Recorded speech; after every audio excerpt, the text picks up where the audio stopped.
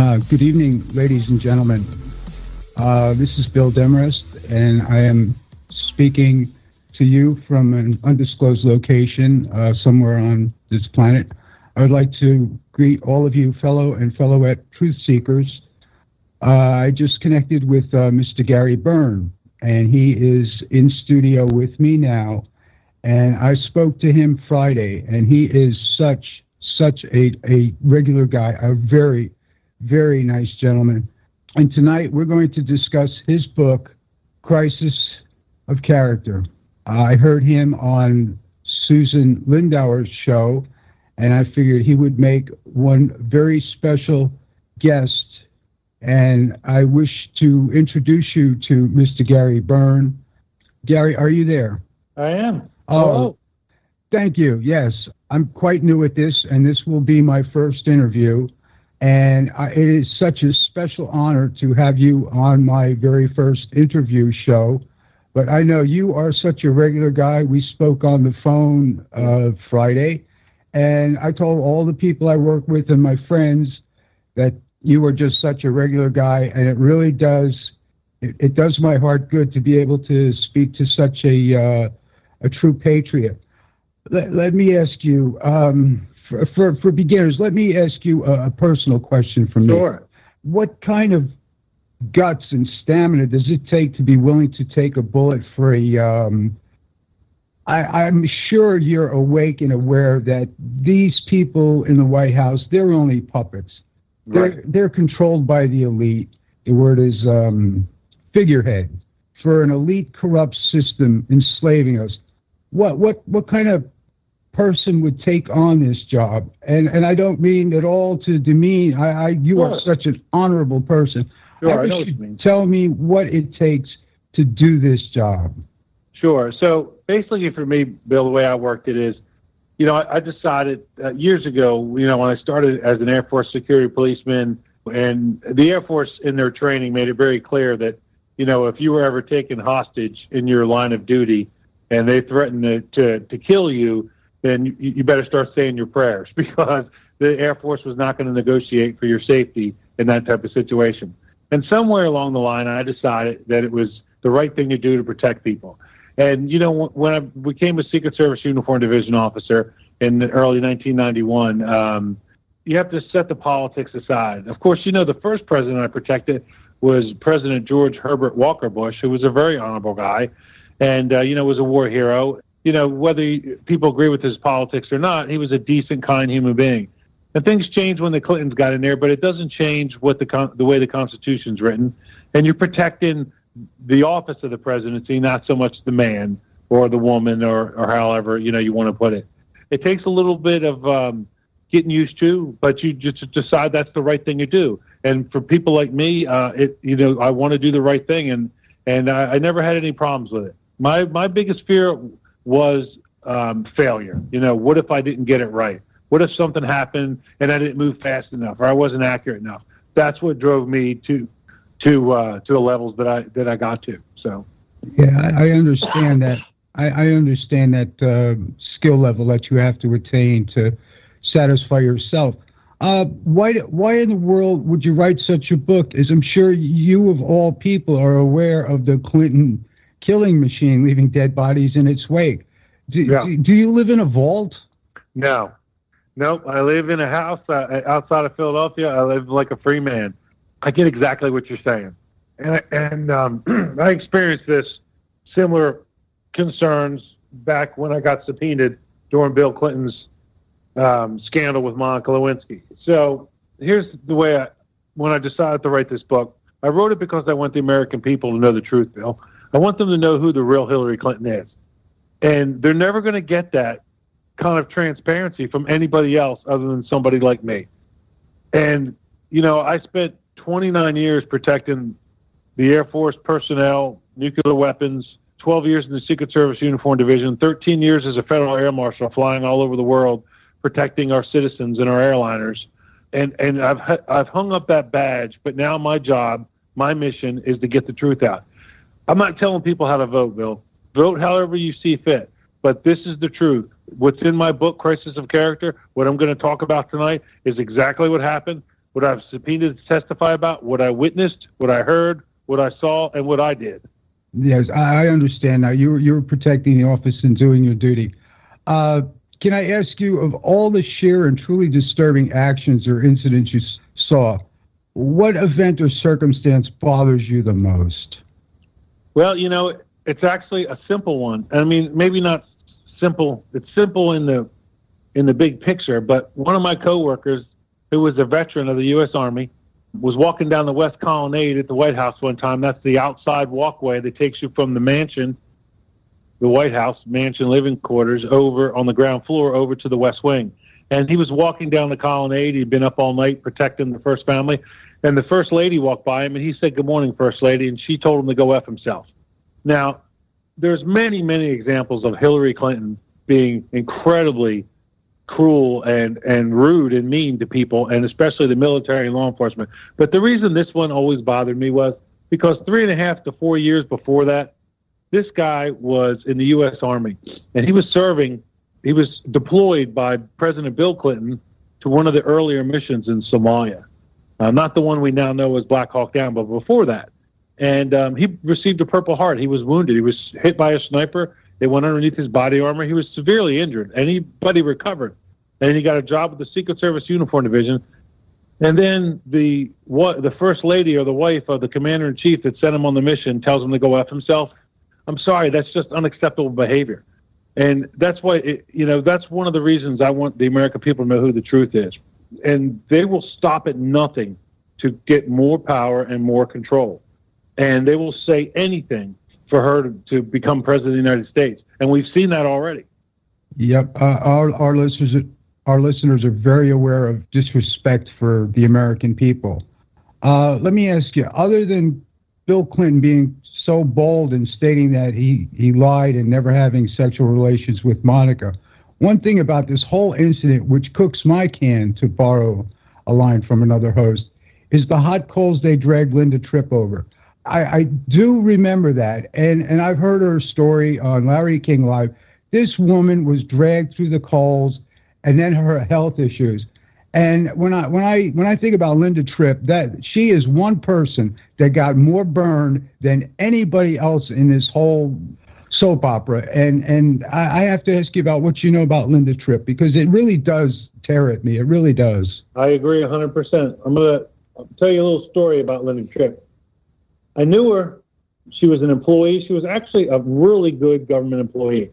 She had a lot of high-up positions, office managers. She helped a lot of high-up people. I don't remember her whole list of jobs. On both sides of the aisle, I know that. Yes. Yeah. She was a real worker.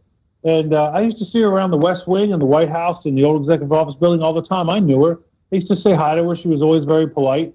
And you're right. She got the worst hammering of anybody. And one of the last things I remember seeing of her was she was trying to get into her townhouse. She lived in Maryland. And her kids were teenagers. This is during the Lewinsky scandal. And the press is out there. She can't even get to her house. And you can see she's flustered. She's trying to keep her composure because her kids are with her. They're yelling questions to her, and somebody starts yelling, rude, incredibly rude things about her appearance. And I'm telling you, Bill, it took everything I had not to jump in a car and drive over there and just go to somebody's backside. It was unacceptable. But this is what happens when you try to do the right thing and it goes against the Clintons. Linda Tripp is a good, decent, honest, law-abiding citizen. She did the right thing. And I also believe her actions probably saved Monica Lewinsky's life. That's my belief based on what I saw. And she certainly saved my career and other people's careers, because without that blue dress, without that DNA, it would have been our word against Bill Clinton's, and Judge Starr never would have relented. He was, he had a job to do, and he was going to do it, and we would have been massacred. Yeah, that's the take I got on it. But she was being sued for disclosing secrets on personal this, and Monica sued her. And from what I got from that story, it was a mutual understanding. She did nothing wrong. She was a witness to a crime, and she reported it. Because if you don't report a crime, you're just as guilty. Yes. She could have faced charges also. And the only reason Monica isn't in jail now is because she cut a deal with the FBI, because they had her cold.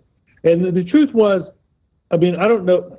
I remember in testimony and stuff that I heard when I was giving testimony, that Linda wasn't the only one she was shooting her mouth off to. Now, I don't know who exactly ended up having to testify.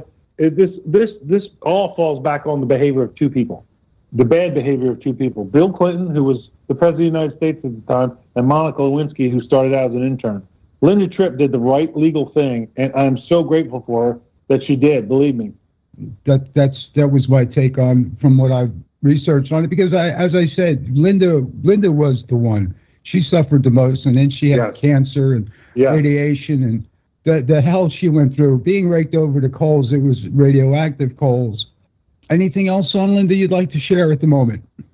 Well, just the fact that I'm grateful that she survived. She sent me a message about, I don't know, right after my book came out. Through a friend of a friend, an acquaintance of a friend, she sent me a message telling me that she was grateful that I wrote the book. And I thought that was very nice. But at the time, when all this was happening, when we were being subpoenaed, I mean, I really wanted to reach out to her, but it was just I was afraid I would damage her. I didn't want it to look like we were cohorts, right? No, right. And it was, I mean, when I found out what she did, I'm telling you, I mean, she saved us. I mean, and she clearly, in my opinion, I know some people think this is a little overboard, but I really do think she saved Lewinsky's life. I did. Yeah, that's my take. That's the take I got on it too, and she's even said that, and Monica goes ahead and wants to sue her for disclosing secrets about her. Right. It was such a mess. And the funny thing is, I remember Bill Clinton's lie. I did not have sexual relations with that woman. Yeah. I was driving from the doctor's office after having back surgery, and I was headed across Florida to my mom's house in Sebring to recuperate. And on the radio, it was broadcast on the radio. When I heard that, I wanted to, I mean, it's what can you do? It was one of the most frustrating moments in my life, other than hearing the towers go down in my car on my way back to work from break. Right. So along those same lines, when I watched him, I sat with my wife in the family room of her house in Maryland at the time, and we watched him give that speech. And I'm telling you, I put my head down on my hand. She put her hand on my back, and she said, "What's wrong?" And I started to cry. I said, "We are so screwed." Oh, my God. Because this guy could not do the right thing. We are so, and I wasn't worried about me, because, listen, I will always survive. I'm one of those people. Somebody looks out for me, Bill. But I was concerned about my coworkers. Yeah. And it was tough on everybody. And even some of the agents that got subpoenaed, we were getting hammered because one guy who took an oath couldn't stand up to that oath. And one guy who was supposed to be a man couldn't stand up and be a man and say, "I did it. This is what happened. Let's move on." Instead, we had to spend, oh my God, I don't know how many millions of dollars on this investigation, and he still had to, say he did it. Yeah. Let me ask you, other than taking a bullet for somebody to protect, per se, the office, well, what's one of the biggest fears that the Secret Service agency has at this moment? Because they got to be going through hell. They've got to seriously be shaken by all of this. Is there any fear in the service? Sure. And I have to be completely honest, I have to, admit publicly that, clearly writing my book, Crisis of Character, has put some pressure on the Secret Service. Now, they have not commented publicly, but of course, as you know, the Retired Secret Service Agents Association has come out, but the Secret Service itself has not commented.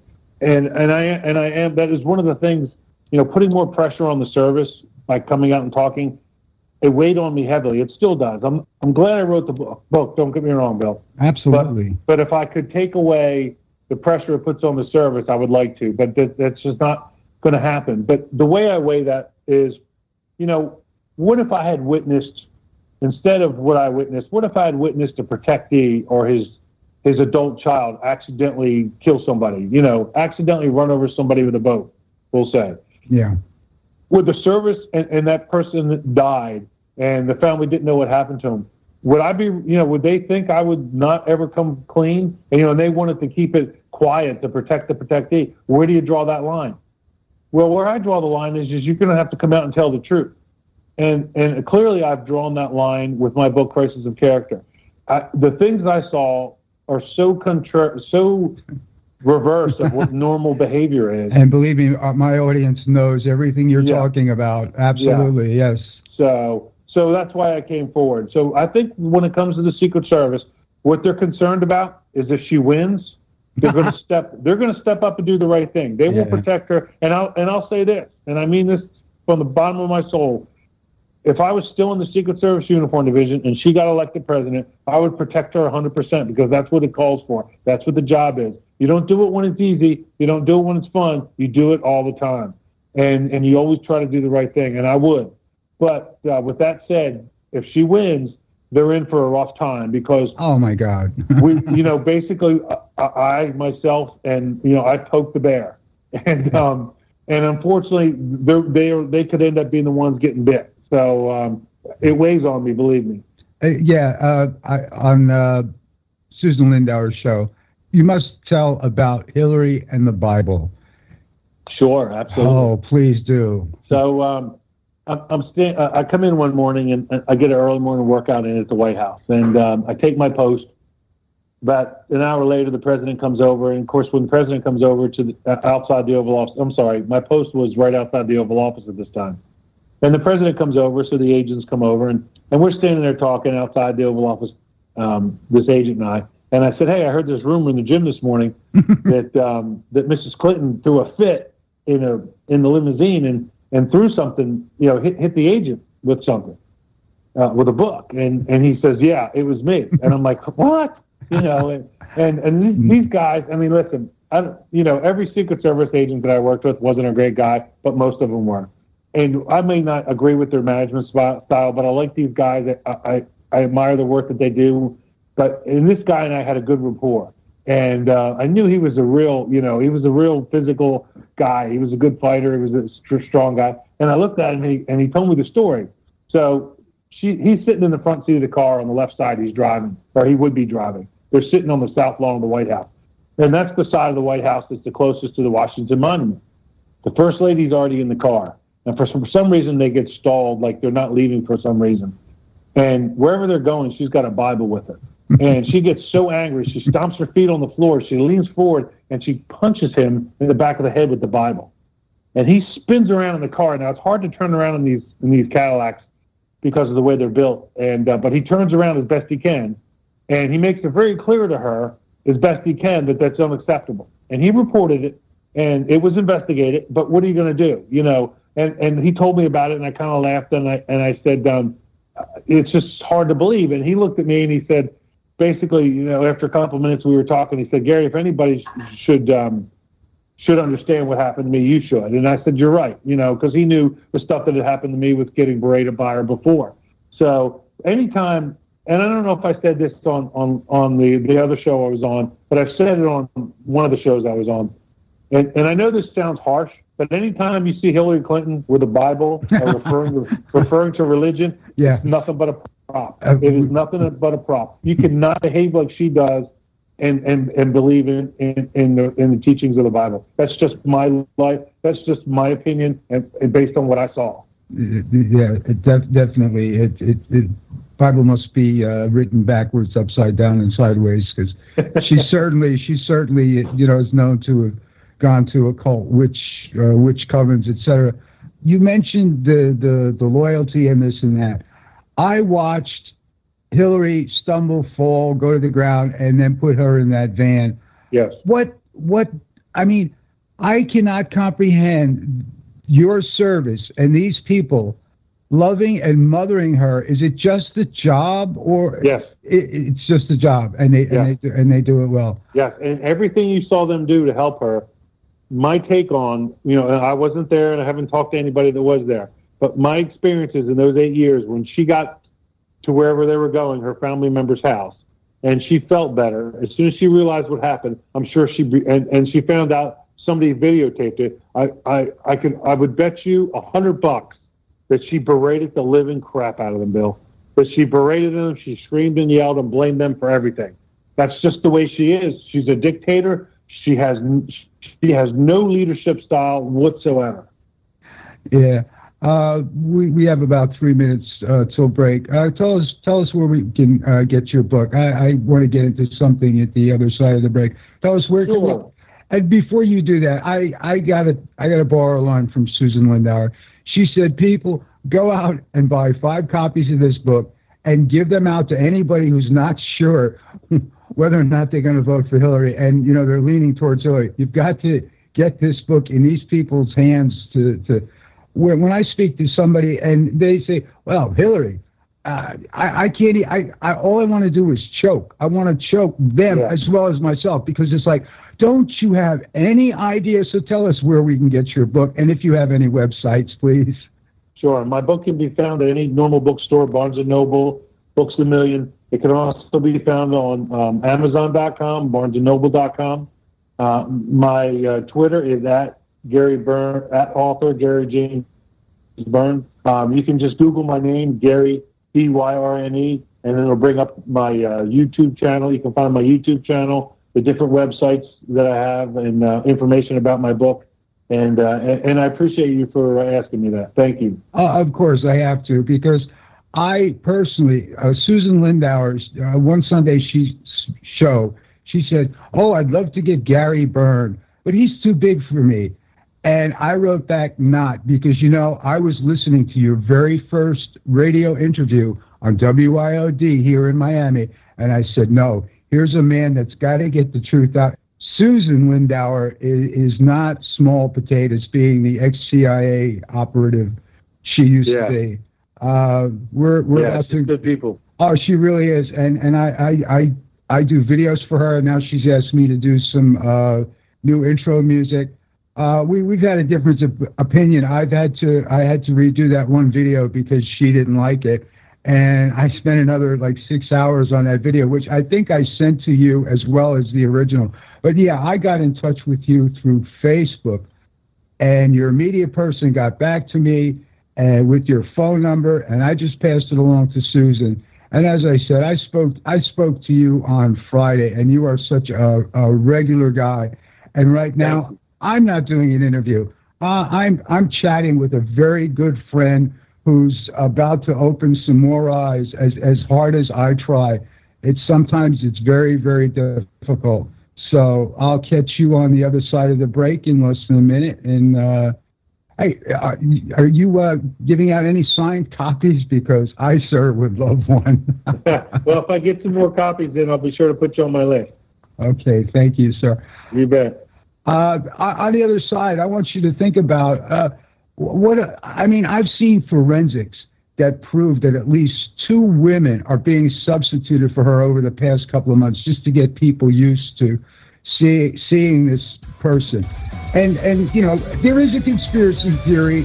There is a conspiracy theory that we have the ability to clone Hillary Clinton. I'd like to get your opinion on the other side of the break, sir. Okay. Speak to you then. Okay, thank you. And we're back with Gary Byrne, author of Crisis of Character, and we were chatting, and I wish he lived closer. We'd go bike riding and just, hang out. I mean, he really is one hell of a gentleman. And, there's a lot of conspiracies, but I've seen the photographs. I've seen the pictures. The ears aren't the same. The noses aren't the same. The mole isn't there. I mean, forensics proves that there are at least 2 women that have been playing her part in speeches and rallies and stuff. My audience knows that we've had the capability to clone people for so long, and the science and the means to do such a thing. What is your take on this? Well, my first thing is that, oh my God, if we have the ability to clone somebody, we chose her. My thoughts exactly. Two, from a legal standpoint, and having been somebody who was in the Secret Service for a very long time, for 12 years, they legally can't use a double, because you're basically setting somebody else up to possibly be murdered or attacked. There's a lot of legal ramifications. But I will tell you this. Now, I've seen some of the things that you're talking about, and here's what I attribute it to. One, she's very sick with something. I'm not a doctor, as you well know, but I am an expert in observation. And I've observed some of the things you've seen, but I think whatever's wrong with her is makes her look different at times. I think what you see, for instance, when she had that episode at the 9/11 memorial, then when we saw her again, people thought it was somebody different because she looked so different. You have to remember when they had her at her family member's apartment, they redid all her makeup. Mm-hmm. You know, they fixed her hair. They you know, now I realize that doesn't change the size of your ears and that kind of stuff, but it's my feeling based on my experiences that it's the same. You know, thank God for this. It's just one Hillary Clinton, and it's just one defective Hillary Clinton as opposed to multiple defective Hillary Clintons. But listen, I will say this, and I'm not just saying this to cover my backside. If one day we find out it's true, nothing would shock me that they were the first to do it. You know what I mean? Like, it wouldn't surprise me a bit. Just like none of the other crazy stuff I've seen them do over the years surprises me. Where she pops out of Webb Hubbell's daughter's apartment. I'm sure you know. I'm sure you know that she's. I've heard those stories. Sure, they're not stories. The Inquirer. They've genetically proven it. And if you look at the pictures, there's no mistake. I've seen it. Yeah. Listen, I stood right in front of Webb Hubble probably 10 times, 15 times in my life. The same with Vince Foster. I get what you're saying. I do. Yeah. Yeah. And Vince Foster. I was trying to remember his name, and I keep getting mixed up with Stevens. Now, I was the one on Susan Lindauer's show in the chat room that mentioned Waco. Yeah. My next guest, Brooks Agnew, it's like the proof that Hillary wanted. I don't want to take control of what you know about this, but Hillary Clinton wanted the news media for herself. Waco came up. She forced Janet Reno to go in there and end it. And Janet Reno was begging, please don't make me do this. Don't make me do this. And when Foster found out that he couldn't handle it. I mean, he literally broke down. But, when you find a body in the park with 2 bullet holes in it and the body's covered with carpet fibers and there's no mud on the shoes, you know the trail of death behind Hillary. Let me ask you, where do you go from here? Fame and fortune with the book sales and with not too bright a spotlight on you. The movie certainly will never come out till long after 9/11 is forgotten. No one will ever produce this movie. Yeah. So where do you go from here?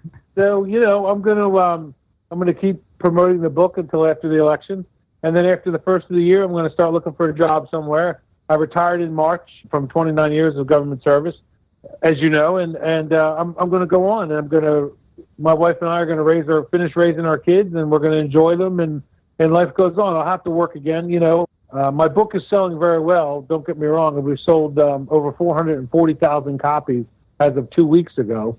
It sold over 300,000 copies of just the hardcover, and well over, and another 140 or so thousand copies of the electronic version. I got it. Did you get an advance for this book? I did get a small advance. My LLC and the my agent, we split it. I got 2 small checks that covered me, helped cover my living expenses right after I retired for a little bit. But the truth is, we don't get our first check from the book sales until March. So things are getting a little tight. But that's my problem. We'll work through it. We're taking steps to fix that. But I'll go back to work after the first of the year. I'll start looking for a job, and life will go on. And I'll always be grateful of the way I was treated by you, by the other radio shows, by Fox News, and by the people. I mean, the messages I get are so incredible. I mean, you're aware of them. We talk.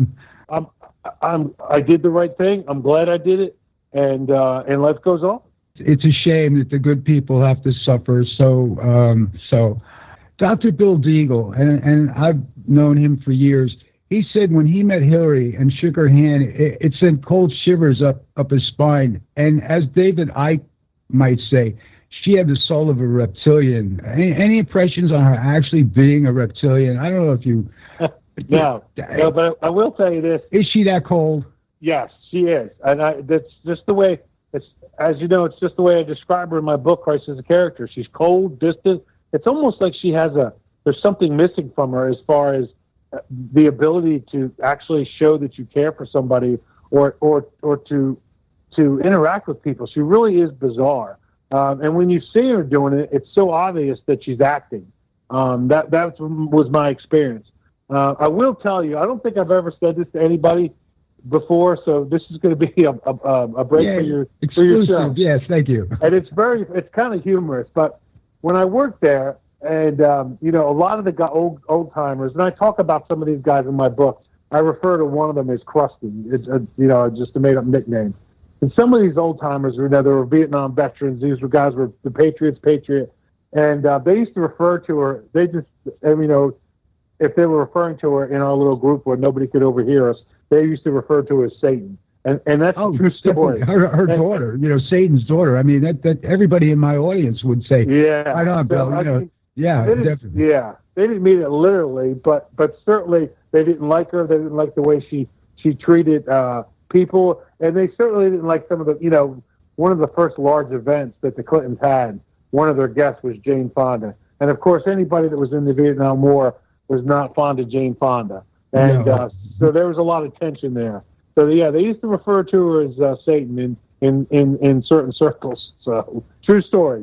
Yeah. Of course. I just want to say that I worked the Democratic and Republican National Conventions down here in Miami in '72, and ran into Jane Fonda. I actually had the opportunity to shake Nixon's hand, and other than speaking to you, my greatest and honorable moment in my life was when I backed away from shaking Richard Nixon's hand. And the reason George comes to mind, I walked past security, and George Wallace was sitting in a wheelchair, and I shook George Wallace's hand. Now, that blew me away. And Jane Fonda, I just wanted to interject here a little bit. You know that movie, Born on the 4th of July? I do. And the riots after it? Yeah. I was there. It never happened. It never happened. Right. Too funny. They some of the old timers I worked with when she came into the White House had some choice things to say. I won't repeat it on your show, but it was very humorous. Yeah. Anyway. And that's it. My audience would never forgive me. What is the most disturbing action in your mind, and perhaps even what you thought Bill did, that is so over the top or so beneath? What's the one disturbing thing she did besides using the Bible as a weapon to a fellow? Clinton. I'd say I'd say the story I told you earlier about her telling the former veteran and UD officer to go F himself. That one just always bothered me because he was such a decent guy, and I just can't imagine anybody treating anybody. And this is the thing. This is one of the things I want to. When I try to compel people to read my book, Bill, it's not about selling books. It's about getting the message out. And here's the message. One of the messages I want you to understand.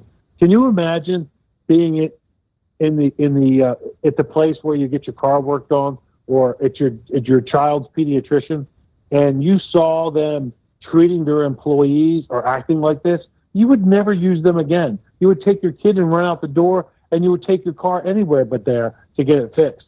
Because normal, decent people don't behave like that, regardless of what pressures are on them. It's just not normal behavior. And that's what Hillary Clinton is. She's abnormal. She's completely angry, she's distant, cold, and she just doesn't function properly. And she is no leader. And she is that reptilian. Yeah. I didn't mean to be personal about your advance on the book. Because you think about the money she got for her book, and I don't think she sold 150 of her books. That's why I was asking that. I know Susan kept dragging you back to the real dirt of Bill and Monica and sure, the granddaughter in the bathroom and the Navy steward. That's a great story. Tell my audience that, because not too many people are up at 11 o'clock when Susan's show was on. That one, I told the guys that worked that, and they what you talk about with the Navy steward with the towels? The towels, yes. Yeah. So one day I'm working my post, and by this time it's clear that that Bill Clinton is having an affair with this intern. It's just every day something else crazy happens. And so the Navy steward, the president was in the Oval Office, and he left and went back over to the mansion. And apparently while he was in there, he had a liaison or whatever you want to call it with Monica Lewinsky. And when he left some towels. There's a couple different stories where he left some towels one time, and another time there were tissues with lipstick. But this one particular time, it was a towel, and there was fluids from a man in the towel. And the steward was very aggravated. He was embarrassed, and he basically said, I'm tired of cleaning up this crap. And I understood, and I said, look, these towels, I know where they're going to go. They're going to go downstairs, and the young guys that work for you, they're going to wash them. They're going to see this. They know what it is. They're young men in the Navy, So I said, why don't we do this now? Why don't we give me the towels? I got a plastic bag out of the bottom of the trash can. I got a trash can liner out of the bottom of the trash can. And he threw the towels in there, and I destroyed them. Now, needless to say that, a year, 18 months later, when the subpoena started flying, I was nervous about being accused of destroying, evidence. Of course, it wasn't evidence at the time. I was, and this is just an example that I hope your listeners understand. Oh, they do. I tried to help this guy help himself. I destroyed the towels to eliminate more reputation destroying rumors, and you can't even help them help themselves. That's one of 2 times that I worked there that I tried to help him, help himself, and you just can't help them. They just go from one scandal to the next. And his wife is the same way. I mean, she was Secretary of the State for 4 years, and how many scandals do we have? At least 2. Benghazi, the email server, and the email server is like the scandal that won't go away. Every 20 days, it's something else. It's just insane. So yeah, I destroyed the towels, and it was crazy. Well, I'm glad you told that story because I did forget about it. I'm talking about the steward opening up the bathroom door. And was it Mondale's granddaughter? Yeah, no, it was Mondale's daughter. The map room. I'm sorry. Yes. So this is funny too. So this one's not as stressful. So it's around Christmas time one Christmas in the early 90s, and I'm walking from the east side of the White House over to the West Wing back to my post. I went over to the east side to get some food and to eat. So I'm walking back along the ground floor, right outside the map room at the base of the president's stairwell and elevators. There's a room called the map room, and there's a post right there. And so I stop. I'm talking to the UD officer there and the agent, and we're talking. And the Navy steward walks up, and he's got a clean shirt for the president. And as he's talking to us, he heads towards the map room.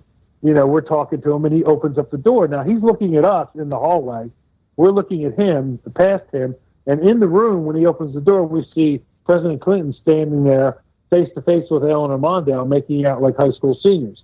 And, of course, he's looking at us. And all of a sudden, he realizes the look on our faces, there's something wrong. He turns around and looks into the room, and he sees what we see. And he gets embarrassed and flustered, and he closes the door, and he takes off down the hallway. So, of course, we look at each other, and we kind of smirked and said, Merry Christmas, welcome to the White House, just another Christmas. So, yeah, that was a crazy one. Another really great story is when the Clintons came into the White House, it was like a hippie invasion. I still laugh when you speak of the stickers and the guy around the pool. Yeah, let's hear that. We have a little more time. Sure. Yeah, the first one is, I think it was the first Sunday night that they were in office. I'm standing at my post outside the Oval Office. Each administration sets their own rules. Ask the Secret Service, the Uniform Division, or the Secret Service in general, to enforce certain rules as far as when they're going to let their staff pass holders do tours, walk by the Oval Office and do tours. And they don't want it done during business hours. Anyway, the Bush administration had just left. The Clintons had just come in.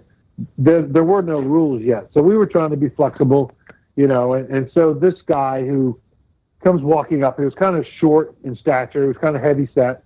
And he had this beautiful necklace around his neck. It was like a piece of rawhide or leather, and it had these big metal rings. I forget how many rings. I want to say 5 or 7, maybe 7 rings, and each one was a different color.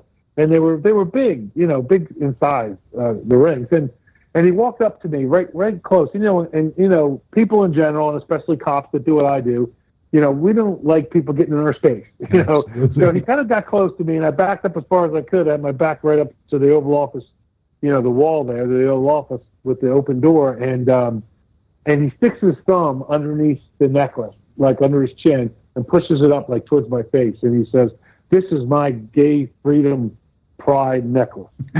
And I looked at him and I said, "Oh, well, okay, well, good for you, congratulations." What are you going to say? And I guess I thought at the time, and certainly when I was writing the book, I guess he thought because I was a cop or in the Secret Service, I was homophobic, which is not true. I don't care what you do in your personal life. That's right. And the guy standing with him, he had this guy. Now, the pass holder had a temporary pass, and technically he shouldn't have been escorting anybody, but again, we were trying to be, a little flexible at the time, and so he had the guest with him with a guest pass.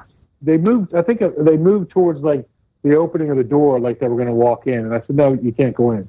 I said, "You have to look at it from out here," and he said, "Well, we make the rules now." And I said, "Well, yeah." I said, "That's not really the way it works here." So anyway, they said a couple things back and forth. They looked around, and then they started walking down the hallway. Now, the direction they were walking in would have been west, and they would have been moving through basically the remainder of the West Wing towards the Chief of Staff's office, towards the Vice President's office that way.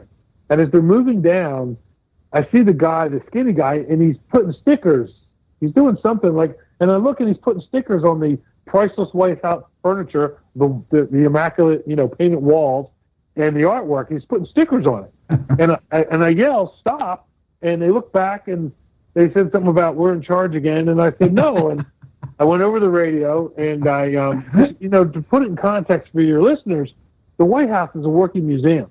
Mm-hmm. I mean, when just to give you some context, when Ronald Reagan was president, each carpet that a president has the presidential seal in the middle of the floor. He wouldn't walk across the seal. Exactly. I didn't either. I walked through that room 10 times a day when I worked there, and I always left over it or walked around it. But anyway, so they're sticking stickers on this priceless furniture, that's almost as old as the country. And so I called for help over the radio. A sergeant and an officer showed up. They took control of the situation. They took them out to the gate, and that's the last I saw of them. Then I got on the phone, and I called the GSA, the people who clean that part of the White House. And then I actually called the mansion people.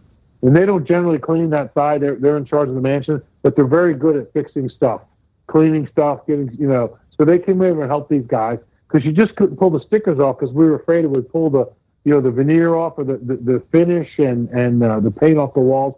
So it didn't go over well. We reported it to the Chief of Staff the next day, through the chain of command, and it didn't go over well. And that was my first experience. And there's probably another 20 stories, that same month or that same week that just didn't, either got edited out or I didn't remember it well enough to write about. So I think we have enough time to. Sure.